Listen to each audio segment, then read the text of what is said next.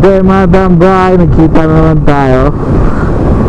At ngayong araw, andito tayo sa Marilake. Kasama natin ang ating OBR. Breakfast ride lang pero tanghali na. 7 na kami umalis ng bahay. Kaya medyo mainit ngayon dito sa Marilake. At Sabado ngayon. Hindi ko alam kung maraming umaakyat, pero sigurado yan dahil Saturday GP na naman. Breakfast ride lang kami. Baka CK na lang ulit. Wala pa kasi kami yung almusal, kaya binibilisan ko yung biyahe namin. Gutom na rin yung OBR ko. Kaya naman biyahe tayo ngayon. So, umaga naman tayo. Nagmari lang eh. Hindi na tayo puro night ride. Kasi napapadalas puro night ride yung ginagawa natin. And itong ano natin, rides natin is pag-rides ulit dahil next week kabiyahe tayo ulit ng San Fabian. Uwi tayo ng San Fabian, pero hindi pa naman totally sure. Kaya ni-rides na natin siya para malaman agad natin kung ano yung kailangan nating maintenance sa kanya 1 week before, diba? Pero good condition naman siya. Ano ko lang kasi, diba 2 weeks ko nga siyang hindi nagamit.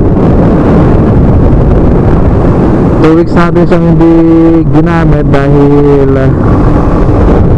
wala siyang push start noon.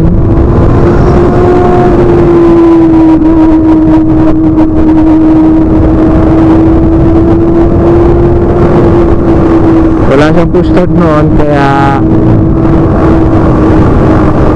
no choice kundi itambak siya. Pero naka-order naman tayo ng push start. Wala kasing kickstart yung motor natin. Nung kinuha ko siya sa kasa, wala na siya kasi second hand nga siya. At nung kinuha ko to, wala talaga siyang kickstart. At hindi ko na rin siya bibilan ng kickstart kasi maintain ko na lang, o binibilang ko na lang yung mga dapat bilhin. So pag nagano siya, kailangan natin bumili ng battery, kaya lagi tayo may extra pera. Dapat lang naman talaga lagi tayo may extra para kung sakaling magkaroon ng problema yung motor natin, meron tayong huhugutin. Next week, San Fabian, pero hindi pa totally sure kung tuloy ba yung uwi dahil long weekend next week. Balot si namin 25, kung 25, kung Sabado wala ka pa rin pasok nun, kung Monday to Friday ka lang pumapasok, diba? Mahabang-habang pahinga yung meron ka. Friday, Saturday, Sunday, Monday, diba? 4 na araw ka papasok, 4 na araw ka din pagpapahinga. Kaya sigurado maraming uuwi naman kanya-kanyang probinsya noon. Pero sa ngayon, ito, rides lang muna tayo. Tamang warm up lang kasi matagal-tagal din ang huling sakay ng OBR ko sa motor na to na long ride, no? Nung kasal pa ng ate niya, June pa o August na ngayon. Magdadalawang buwan na. So kaya kailangan din natin siyang ma-warm up. Baka mamaya kabado na siya ulit umangkas. Dahil 2 months wala siyang rides. Halos 2 months kasi ano ng date na ngayon, 19. So mansari din namin ngayon, kaya i-date ko lang siya after 1 taon taon mahigit, ngayon lang kami magse-celebrate ng pinaka-araw ng pansary namin, no? Kahit anniversary, hindi namin na i-date ng sakto sa araw 19. Pero ngayon magamit natin siya, no? Kasi tapos na rin siya dun sa trabaho niya, kaya lagi na natin siya may sasama sa mga rides ulit.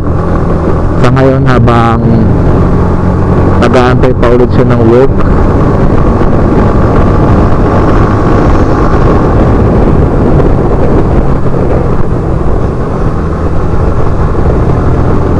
sunod na natin mga araw na wala pa siyang trabaho. Kasi pag nagkatrabaho na naman siya, sigurado madalang na naman na magkasama kami sa rides. Madalas na naman yung solo rides natin, no? Para sana yung work niya ngayon meron ng holiday para naman kahit pa paano makasama natin siya. Saka may matino ng rest day. Malapit na tayo sa Palo Alto.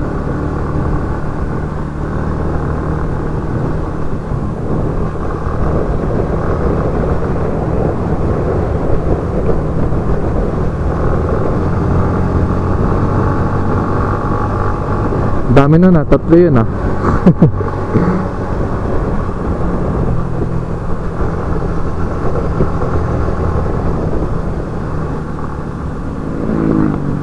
Kapit men ah. Overtigan ko to lahat pag nagka-open na. Makita ko lang yung ano, tatagusan ko.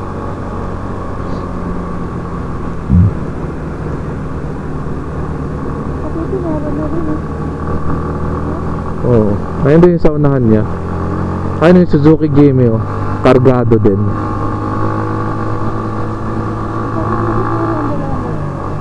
Siguro.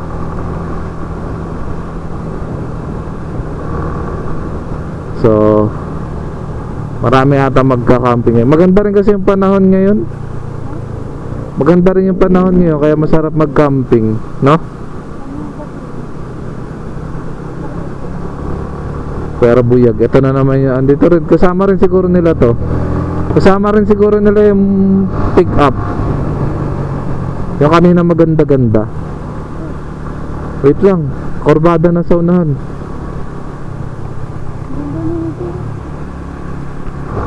Ngayon na lang din ulit makakapag-ride dito yung ating OBR dahil last ride niya dito is nung ano pa, January.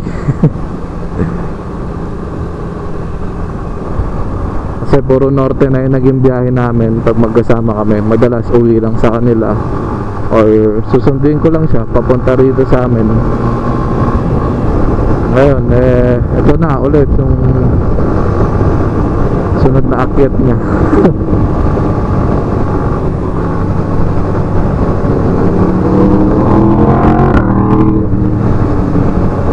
Dami ata magmo-moto camping ngayong ayaw. Panis. Yung naka-pick up oo nga eh. Yung naka-pick up naka-set na agad yung upuan.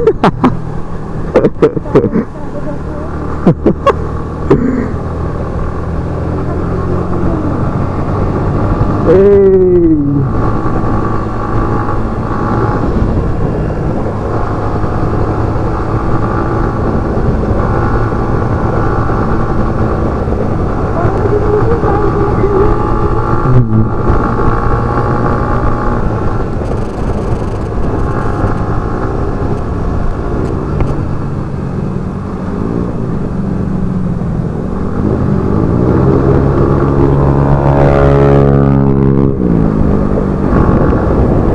Dito, dyan na ako kumain. Yan. Dyan tayo kumain. Ha?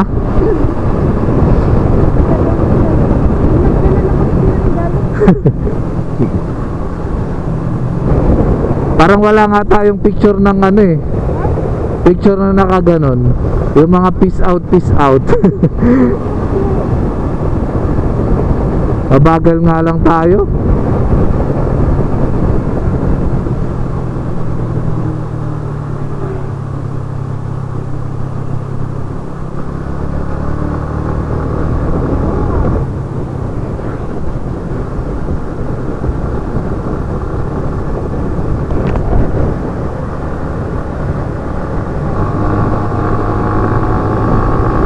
Dito yan sila papasok, oh.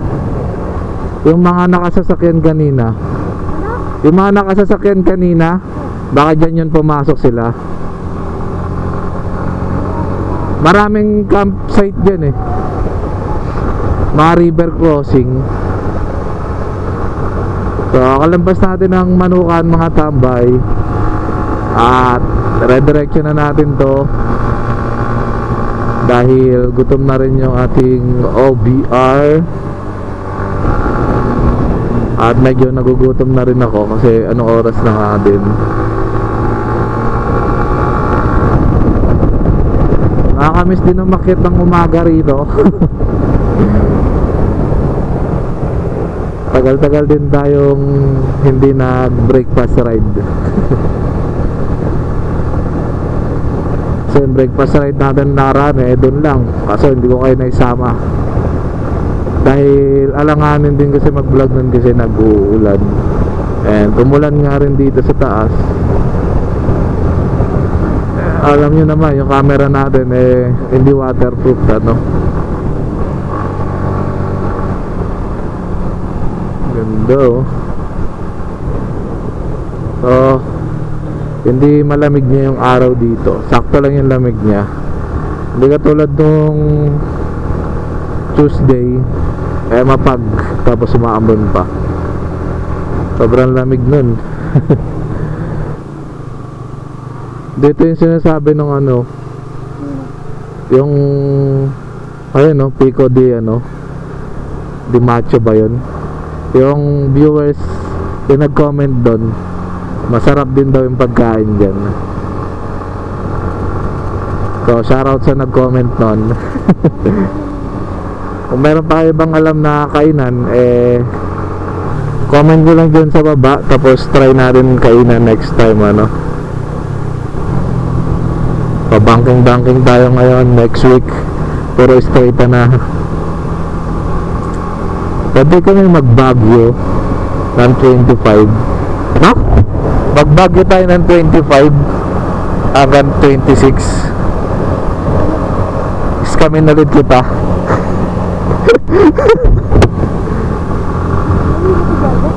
Ewan ko. Pwede tayo kasi 25 naman holiday na. Pwede tayo Baguio. Tapos 26 baba na rin tayo.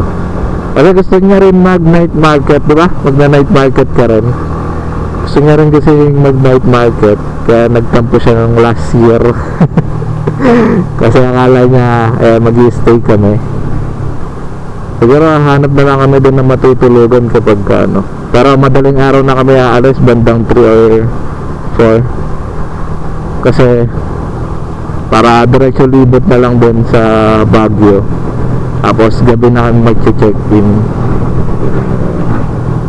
para makatipid din. Dahil nauubos na rin ang aming Typhoon bar. Saka meron kaming rides next week. Magkakasunod na linggo yung rides natin pala. Dahil kasama kayo ngayon sa biyahe namin. Dito na lang ba? Yeah.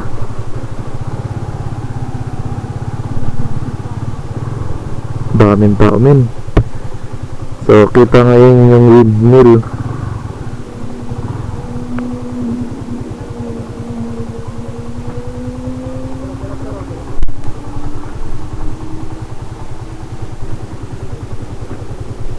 Yeah.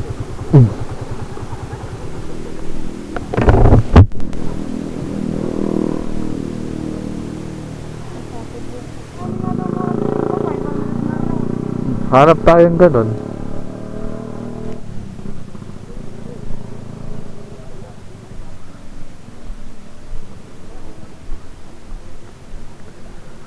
Ito yung kasabay natin kanina, di ba? CB, oh.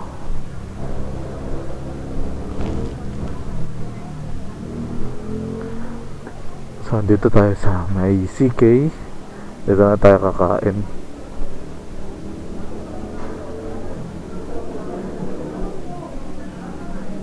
Ito pala yung mga pagkain nila. Oh! Nakakasira ka pa.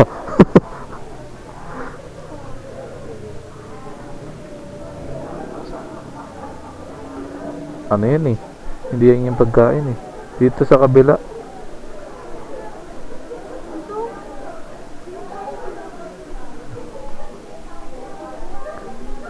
Silog sa loob eh.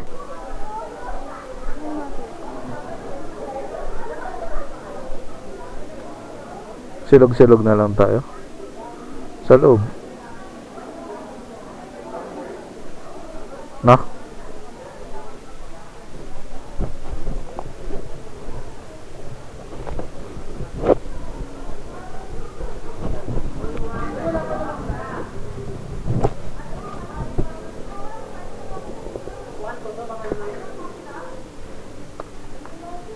Sisilog na lang kami.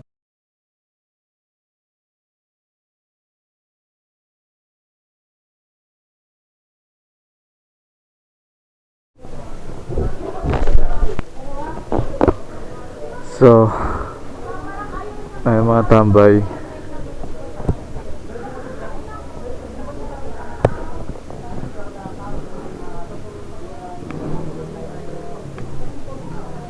Bakit?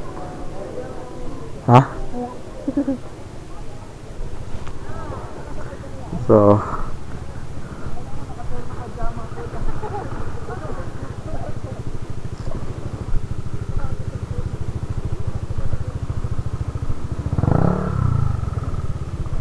ay mga tambay. Ayan, may napasyo. All white. Tinanggal yung sticker.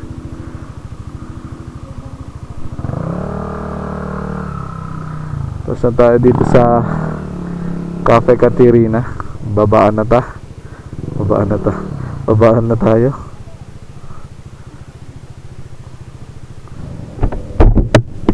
Tara.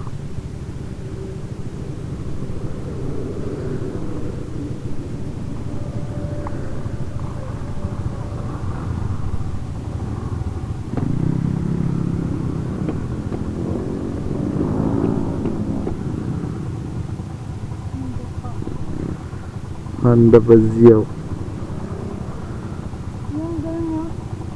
Yung mas gumanda nga nung tinanggal na yung sticker eh.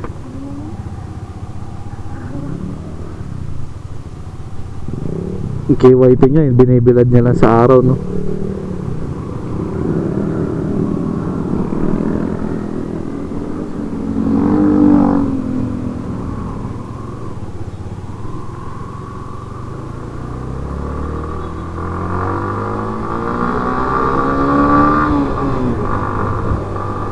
Tapos na kaming kumain doon. Dami nagtitindang prutas dito.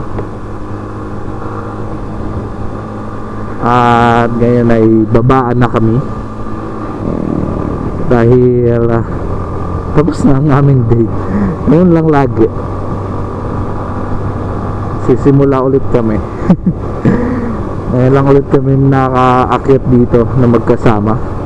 Last na akyat namin dito is noong January pa, no?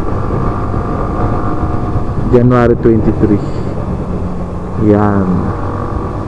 Kaya solid na akyatan to. Tapos na tayo sa mga bagay-bagay dito. At uwi na rin kami. Pero baka may tambay-tambay lang muna saglit. Babaan na, paulit-ulit no? Busog kasi kaya walang masyadong may kwento. Yan lang naman, simple lang naman to. Date lang naman, nag-date lang naman ulit kami. Sanay pa rin siya umangkas. Kaya niya pa rin kahit nasa high speed kami. Hindi pa rin siya nanlulula. Sarap. Medyo lumalamig na. Naman. Dito malamig talaga yung panahon dito banda, no? Malamig yung klima rito. Chill ride na lang to. So sana nag-enjoy kayo. At kung may iba kayong alam na kayo nandito banda sa Tanay, comment nyo lang dyan. Subukan natin puntahan minsan, ano. Puntahan natin. Sama kayo.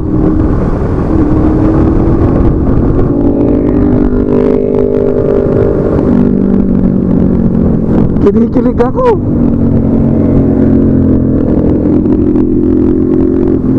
Wow.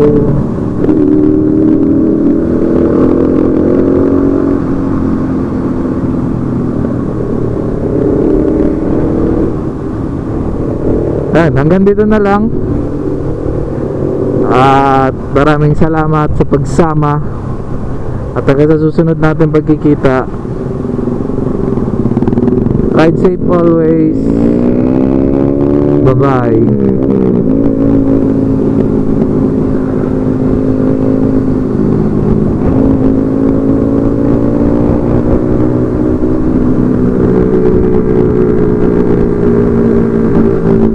Tambay tayo dito.